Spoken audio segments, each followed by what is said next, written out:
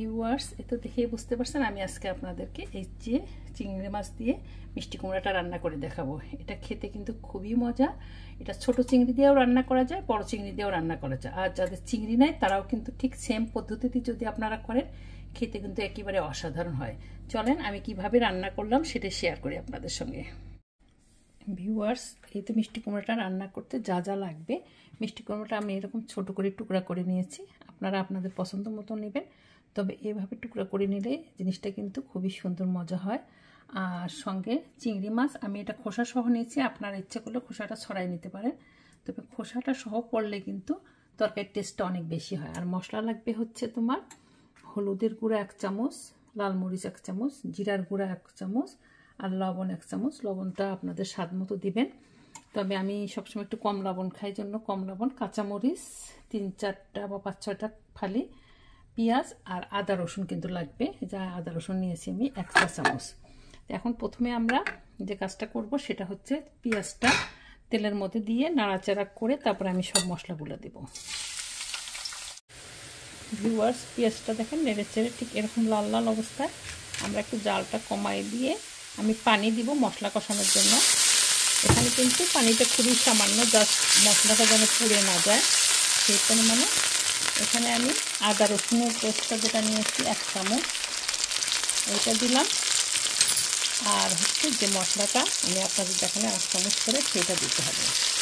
আপনাদের কিন্তু এই টিপসটা মনে রাখতে হবে যে মশলাটা কিন্তু অবশ্যই খুবই ভালো করে কষায় নিতে হবে, কারণ মশলার গন্ধটা যেন তরকারির মধ্যে না থাকে, মানে কাঁচা গন্ধটা আর কি। তো আমরা এটা একদম কষানো হয়ে গেলে তারপরে আমি চিংড়িটা দিব। চিংড়িটা কখন নামাবো বা ওই ইয়েটা কখন দিব মিষ্টি কুমড়াটা সেটাও দেখাবো আপনাদের। ভিউয়ার্স দেখেন মশলাটা কষানো হয়ে গেছে, তেল উপরে উঠে আসছে। এই অবস্থায় আমরা ধোয়া চিংড়ি মাছটা খোসা সহ এটা দিয়ে কিছুক্ষণ নাড়াচাড়া করবো, খুব বেশি না, আমি সামান্য একটু পানি দিব, দিয়ে জাস্ট চিংড়ি মাছের জাস্ট লাল কালারটা যখন আসবে, কারণ চিংড়ি মাছ কিন্তু খুবই তাড়াতাড়ি সিদ্ধ হয়, এই টিপসটা আপনাদের মনে রাখতে হবে। চিংড়ি মাছ কিন্তু যদি আমরা একেবারে এটার সঙ্গে ইয়েটা মিশাই দেই মিষ্টি কুমড়াটা, তাহলে কিন্তু চিংড়ি মাছটা শক্ত হয়ে যাবে। তো চিংড়ি মাছটা জাস্ট হয়ে গেলে আমি উঠাই ফেলে তারপরে মিষ্টি কুমড়া দিয়ে রান্না করে দেখাবো। ভিউয়ার্স, চিংড়ি মাছটা কিন্তু হয়ে গেছে। এখন আমি চিংড়ি মাছটা উঠাই নিয়ে তারপরে মিষ্টি কুমড়াটা এই মশলার মধ্যে দিয়ে কষাবো। ভিউয়ার্স, এটা আমি চিংড়ি মাছটা উঠাই রেখে সেই মশলার মধ্যে কিন্তু আমি মিষ্টি কুমড়াটা দিয়ে এখন সুন্দর করে কষিয়ে নেব। এখন কিন্তু আমরা কোনোভাবেই পানি দিব না, আর কাঁচামরিচটা কিন্তু এই অবস্থা দেওয়া যাবে না। এই মশলায় কিছুক্ষণ কষায় আমরা ঢেকে রান্না করব 5-6 মিনিটের মতো, তারপরে আবার উল্টে পাল্টে নাড়তে হবে আর কি।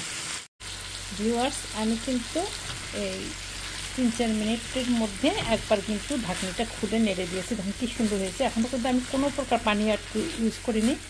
প্রথমে কিন্তু পানিটা যদি আপনারা অ্যাড করে ফেলেন তাহলে কিন্তু সবজিটা কিন্তু ফ্যাসফ্যাসে মানে টেস্টটা অত ভালো আসবে না আর কি। তো আমরা এইভাবে আর একটু নেড়ে কষিয়ে তারপরে ঢেকে মিডিয়াম জালে রান্না করবো আর কি। ভিউয়ার্স, এ তো আরও 5-6 মিনিট রান্না করার পর দেখেন জিনিসটা কিন্তু ঠিক এরকমই হবে। এই অবস্থায় আমরা পানি ঢেলে দেবো। তো আমাদের রংপুরের এলাকার লোকজন অবশ্যই একটুটা অনেক ঝোল ঝোল খায়, আমি মিডিয়াম ঝোল দিব, খুব বেশিও না খুব কমও না। এখন এই ঝোলটা দেওয়ার পর যখন একদম আমাদের মিষ্টি কুমড়াটা সিদ্ধ হয়ে যাবে, মোটামুটি পুরাটাই ঢেকে দিতে হবে, কারণ মিষ্টি কুমড়ার ভিতরে সব ঢুকতে হবে আর কি। আর রংপুরের লোক অবশ্যই একটু ভেঙে ভেঙে দেয় আর কি। আমি এটা সিদ্ধ হওয়ার পর তারপরে চিংড়িটা দেবো। এটা সিদ্ধ হতে থাক, তারপর দেখাবো কোন সময় চিংড়িটা দেবো। ভিউয়ার্স, এই তো আরও 10-15 মিনিট জাল দেওয়ার জিনিসটা কিন্তু দেখেন এরকম হলো। আর আমি তার সঙ্গে কিন্তু একটু কাঁচামরিচ দিইনি, কাঁচামরিচটা এখন দিব। আর এই চিংড়ি মাছটা রান্না করা ছিল এইটা উপরে ঢেলে দিয়ে তারপরে আমরা আরও কিছুক্ষণ রান্না করবো আর কি। এটা রান্না করব, তারপরে আমি একটু ধনিয়ার পাতা জিরার গুঁড়া দিয়ে নামিয়ে ফেলবো। ভিউয়ার্স, এই তো আরও 10 মিনিট পর ফেরত আসলাম। দেখেন রান্নাটা একেবারে পারফেক্ট, এর চেয়ে কিন্তু ঝোল কমানো যাবে না। এটা হচ্ছে একটু ঝোল ঝোল। এটা আমি যদি চুলাটা বন্ধ করে দিয়ে রাখি তাহলে কিন্তু হয়ে যাবে। আমি একটু জিরার গুঁড়া ছিটিয়ে দিলাম আর হচ্ছে ধনিয়ার পাতা, এটা দিলে একেবারে পারফেক্ট সেন্ট আসবে এটাতে। আর এটা করে আমি চুলাটা বন্ধ করে দিয়ে রাখলাম। ভিউয়ার্স, এই তো হয়ে গেল মজাদার মিষ্টি কুমড়া চিংড়ি।